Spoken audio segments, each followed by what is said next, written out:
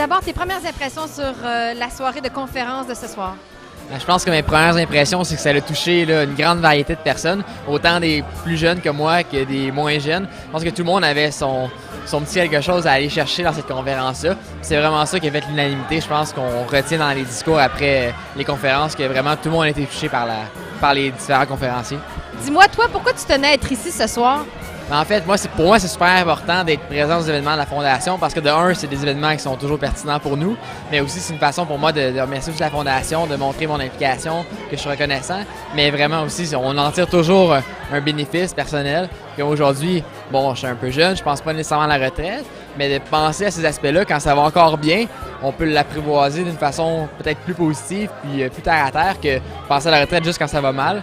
Je pense que c'est de nous amener à réfléchir sur des points qu'on ne serait peut-être pas porté à faire chez nous tout seul, dans notre sous-sol par exemple. Dis-moi, qu'est-ce que tu vas retenir de la conférence de ce soir? Là, quelques points marquants qui t'ont particulièrement interpellé? Moi, le plus marquant, c'est quand on dit « Ah, t'es un athlète, tu vas bien fonctionner dans la vie après ». Je pense que oui, c'est vrai, mais comme Sylvie disait, je pense qu'il faut comprendre pourquoi c'est vrai. Puis quand on revient dans une vie qu'on dit plus normale, ben il faut s'asseoir puis appliquer le même principe qu'on fait, là, qu'on a été devenu un athlète d'élite. Je pense qu'il faut appliquer le même principe pour devenir une personne un peu élite dans la société après. Parce que oui, c'est possible de transférer ces connaissances-là puis ce bagage-là, mais il faut faire l'effort de le faire puis ça va pas être spontané. Je pense que c'est toute l'idée de pouvoir utiliser nos connaissances, mais d'être conscient qu'il va falloir faire les démarches pour les utiliser. En terminant, où est-ce que tu en es dans tes projets d'études et de carrière sportive? Ben, j'ai un gros projet de carrière là, qui est la médecine.